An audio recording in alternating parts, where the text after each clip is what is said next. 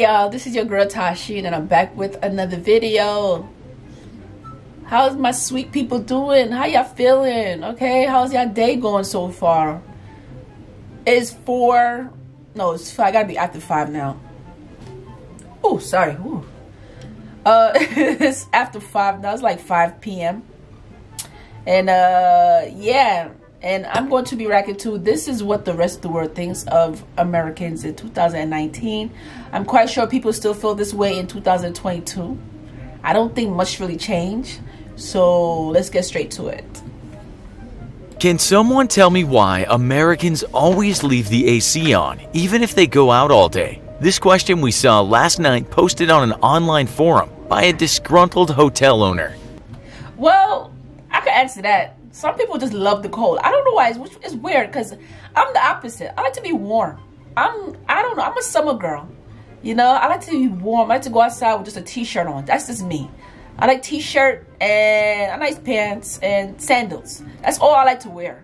So, but if it's like hot, especially here in New York, if it's like almost like 100 degrees, it gets hot. So yeah, AC on has to be on.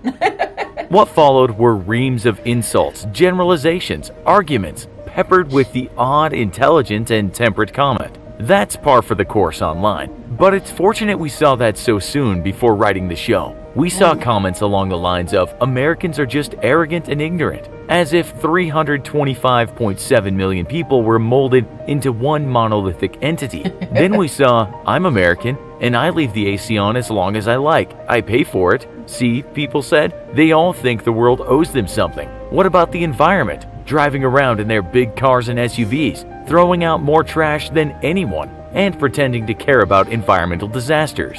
This went on and on, with people casting aspersions against an entire nation. Others, of course, weren't. Yeah, I don't think people should put everybody in the same category. I mean, yeah, you do have most people are like that, but not everybody's like that. So bad, calling out people for having a very limited understanding of a country and its cultural and intellectual diversity. But can we make such generalizations? Could we argue that many Americans embrace their individuality and their right to do what they want? They paid for that darn AC, and they will darn well do what they want with it. The fact is, we all sometimes are culpable of whittling down the world to a manageable size that fits within our sometimes uneducated preconceptions. We cannot say all Americans are this or that, but perhaps there might be underlying character. I've been saying that too. I've mentioned this too in my other videos. People are so quick to attack Americans, say how all Americans are dumb, all Americans is this, all American and that, but people, I don't like when people make it seem like all Americans are like that, because I'm not like that. Like, there's certain things, yeah, I do as American, but most of the stuff I be watching is like, I be so confused because I'm like, not every Americans are like that. I'm like, you gotta understand too, a lot of American people who were born and raised here, most of the time their parents are from a different country. So we all are not raised that way. Like, both of my parents are Jamaican. I'm American. My brothers are American. My cousins are American. Well, the younger generations are Americans, but like the older ones, they're all from Jamaica, Cuba. I have a big family. England. I got family pretty much everywhere. Yeah, I got a big family. I have family everywhere. But yeah, we was raised different because our parents, you know, like I said, they're from different countries.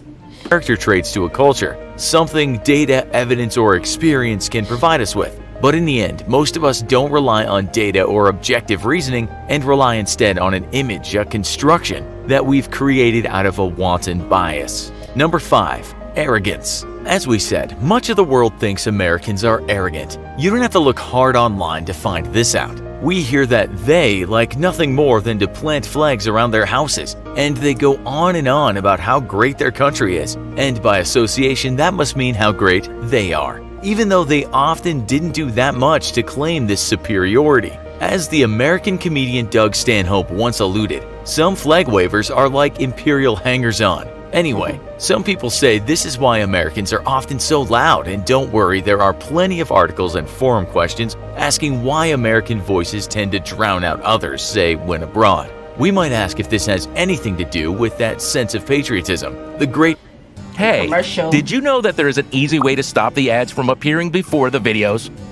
It's Great country, greatest, best in the world, no doubt, better than anyone else, and also the entitlement that comes from a place that espouses expressive individualism at all costs. The loud American is a much better known phrase than the great piece of literature called the quiet American. Forums are full of people talking about these loud people, demanding, expatiating, bragging, complaining. I mean, there are some people like that. There are some American people like that, very loud and they complain a lot. Oh, complain so much. But yeah, there are a lot of people like that. Complaining, extolling the merits of good old America. And bragging too.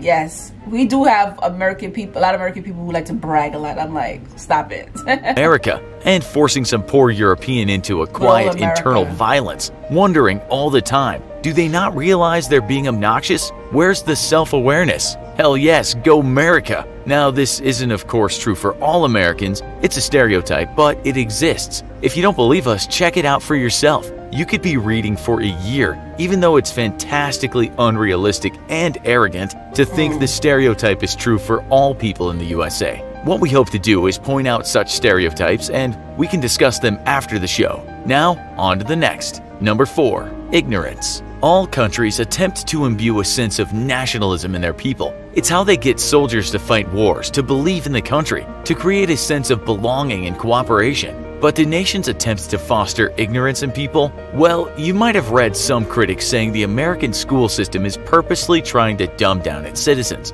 They want workers, robots, not creative, critical, skeptical kids that might ask too many questions. Hail the idiocracy! We're not saying this is true, it's a criticism leveled by some people, but we can say that much of the world thinks Americans are ignorant. Well, to be frank, most of those shows pointing out American ignorance regarding their own nation are made on home turf. But you'll find people outside of the USA saying things like they don't know anything about history, not even their own. They believe only in their own heroic narrative and think the French Revolution is a roller coaster. We're told Americans are so insular, they are out of their depth when they walk out of the front door. But is any of this true? Listen to this. There's a cult of ignorance in the United States, and there always has been. The strain of anti-intellectualism has been a constant thread winding its way through our political and cultural life, nurtured by the false notion that democracy means that my ignorance is just as good as your knowledge. Those words were spoken by the American scientist Isaac Asimov. But the fact that those words were his means there's a contradiction in terms. America is constantly ablaze with creative thinking. There is a daily conflagration of innovation, thoughtful introversion, skepticism, groundbreaking scientific research, world-changing fiction, reasonable, intelligent discourse appearing in blogs, podcasts, etc. But it turns out a lot of people, including inside America and outside, believe a culture of ignorance is propagated there. Is there any data to support this? Yeah, there seems there is. The Big Think wrote a story in 2013 with the title, "Why Are Americans So Ignorant?" And indeed, within the article is a lot of compelling evidence that many, in some cases most Americans, I don't know if a lot of American people are ignorant, but yeah, when you come to a certain age, you should definitely learn a little bit more on your own about certain things. You have to remember, it's things that we was taught in school. It depends on how old the person is. If you're a certain age, you should be learning a lot of stuff that's going on around the world. There's so much things to learn, but like I said, there's a lot of stuff we wasn't taught in school. So yeah. know very little about how their own country works or worked, and don't even ask about the rest of the world. Weak civics curricula, partisan propaganda, and misplaced priorities of the mainstream media all share some blame for American ignorance. That's so true. It's stuff that we see on TV. Like, it's the same thing. Stuff that you taught in school and certain things you see on TV.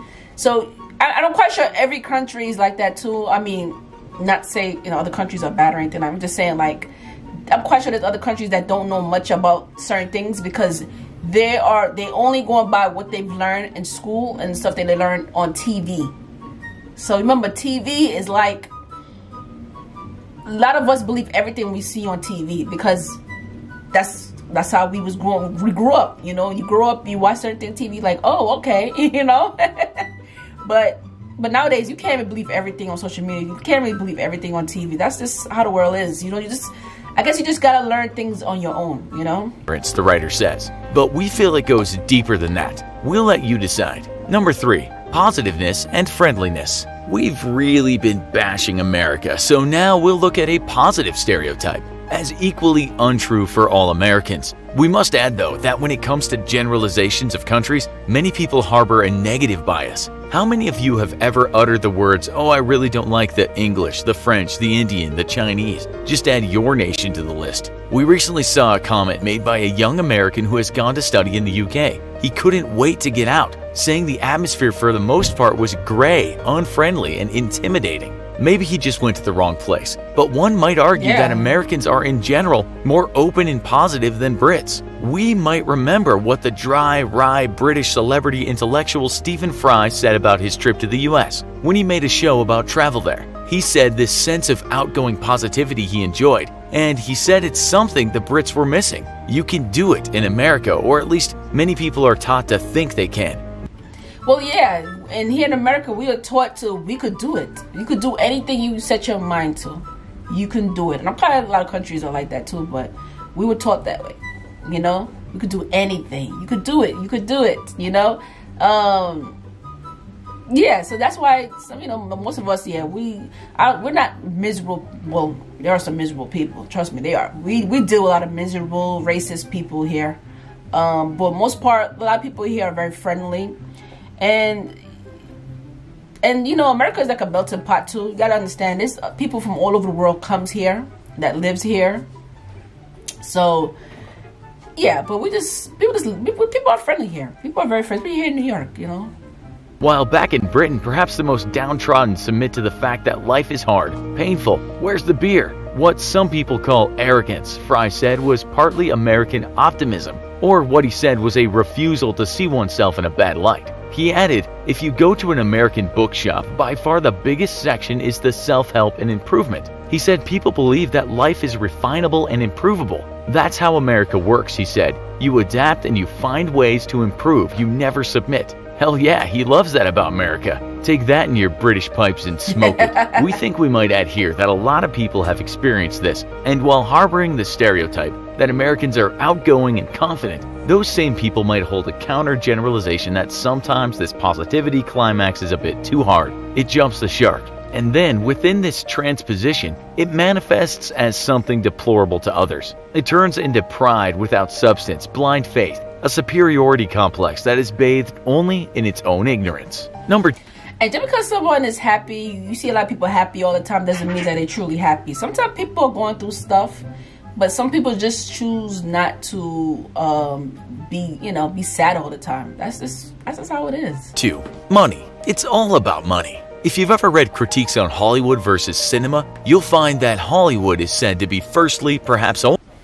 I bet you have never seen fried chicken like this. Now this recipe would not be possible without honey. Thanks to them, I was able to get whisks, a whole only a money-making enterprise. European cinema, we're told, is more about the art. In an American film, often the happiest of all happiest endings is when they get away with the money. What else could matter? If you want to make a movie in Hollywood, first show bits of it to the most average consumers and ask what they think. Then make the film based on the results. Even if the movie might be greeted with intense dislike by more refined audiences, it's all about cash, goddammit. We won't spend long on this, but America didn't invent capitalism. It's evidently just been very good at it. But at the same time, America embraces free speech, and critics of capitalism and neoliberalism abound in the country. America, the foundation of the United States, was built to have restrictions in place for if or when any behemoth gets out of control and gains too much power. We won't address the complications or merits of this today, but we will say that much of the world thinks America is overly money-centered,